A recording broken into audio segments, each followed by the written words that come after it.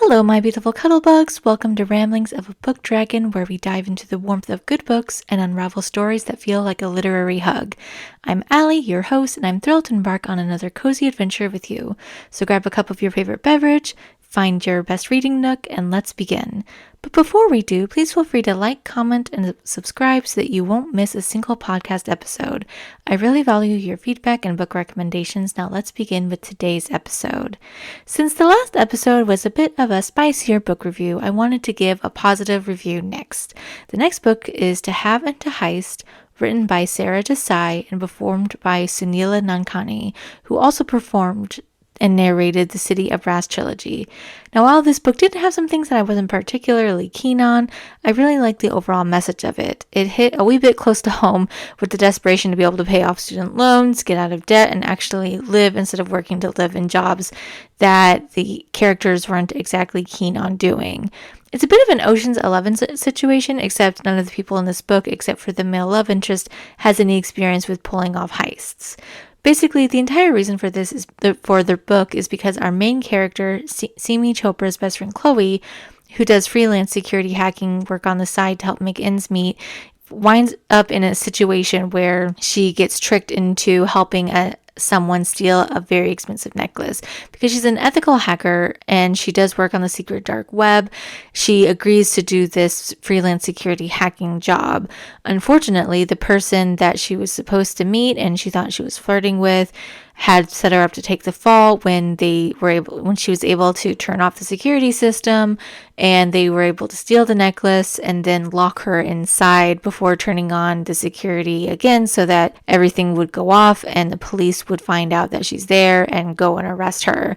She calls her best friend Simi to help her because they are each other's ride or die, and unfortunately Chloe is afraid of heights, so even though she's on the second floor of this building and there is really no way of getting up there, Simi tries her best to help her, and it just isn't happening. And then we meet the male love interest, Jack. Jack is hiding in the bushes behind there, and we find out that he's actually quite the drags Simi into the back, covering her up her mouth so that she can't scream, then is explaining all these plans to her. It's quite the meet cute moment, except he's obviously lying about who he is and why he's there. He is basically a bit of a Robin Hood type situation where he returns things to their rightful owners, and he steals from the people that really shouldn't have stolen them in the first place. Unfortunately, because this necklace was stolen and is now going to be fenced, that's where everything is wind up happening. And then to make matters even more fun for Simi, her apartment floods, she loses her job, and so she has to live back home with parents, who unfortunately are not very happy with any of this and have been really trying to get her married off for quite a while. And then what I found really interesting as well was that we also had that whole dichotomy of this big family, everyone's in each other's business, and there's just all of this drama because Simi has 3 brothers, and these brothers were the ones that always got all of the attention from her parents growing up, which caused some deep-seated issues growing up with everything going on there. And what I really liked is that eventually there is a conversation that happens between Simi and her father does realize that, hey, they had messed up throughout the years, and there's just a lot of drama going on there. And we actually meet one of the men that's going to be involved in the heist, Anil, because her parents are trying to get her married off, and Anil is this 25-year-old who still lives at home, and he spends all of his time working on drones, playing video games, and we actually find out that he does a lot of stuff with he's able to make fake jewelry look real thanks to 3D printer technology. And also her former landlady, she's really into she's an actress. She's an actress, and she has all these different male lovers. She's really been living her life on the edge, and she watches a lot of true crime stuff with Simi. And so the thing that I didn't quite like and still never understood about this is that Jack comes to Simi and says, hey, this is going to be a lot of money with this reward to return the necklace to the rightful owner, which is why the whole fence situation is happening. And he thinks that they should steal it back, which is great. except he tells Simi that she's the one that needs to put together this crew in order to pull off this heist, which I don't understand, because he's the master thief. Like, he even freely admits that to her when they're first meeting, that he is this big bad thief.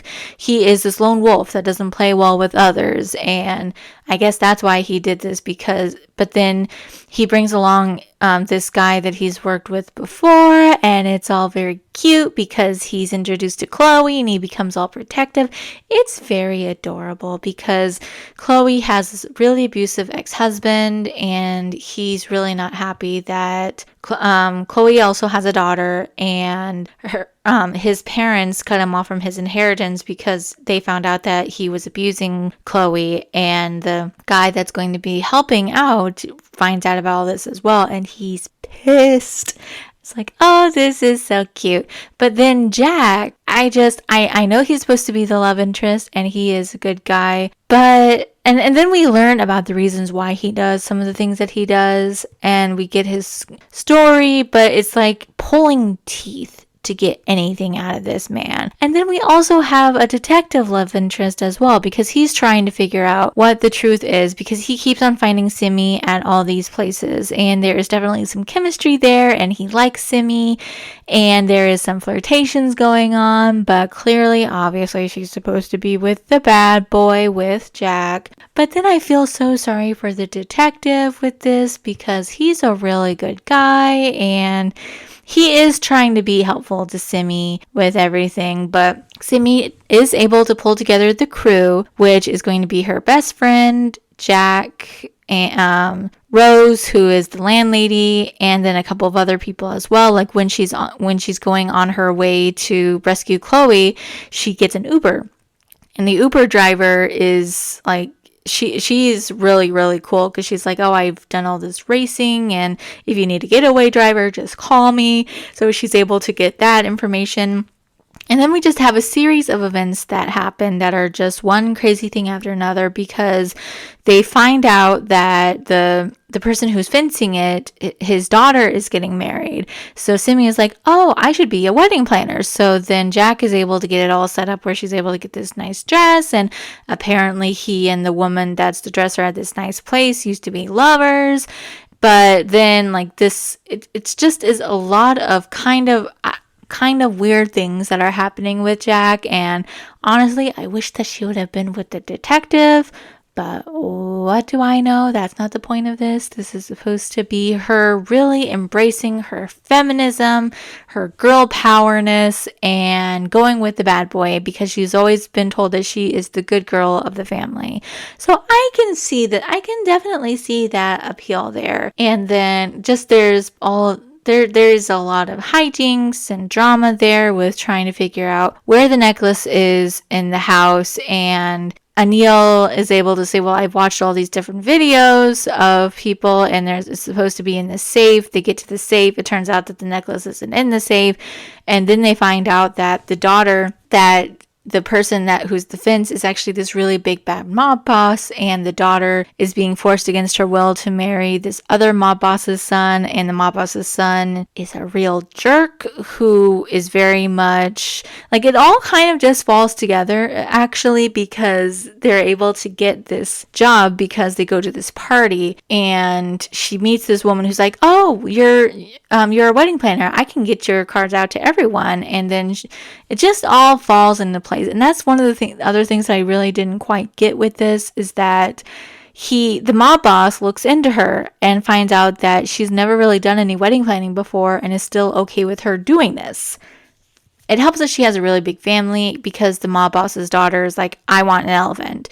And because they've been to a lot of South Asian weddings, she calls an aunt who knows how to get an elephant. So she's able to get the elephant.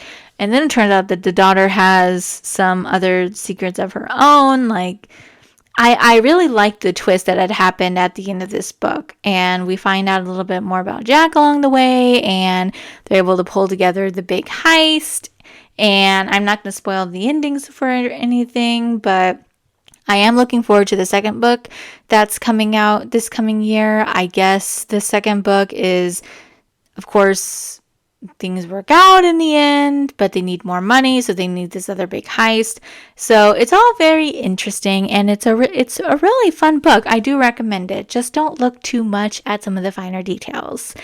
And I rated it a 3.5 out of 5. So if you want to check it out, I do recommend it. And so a big thank you to all you beautiful cuddlebugs for joining me on this literary escapade. Until next time, keep snuggling with those books and spreading the cozy vibes. Happy reading, my beautiful cuddlebugs, and I will talk to you next time. Goodbye.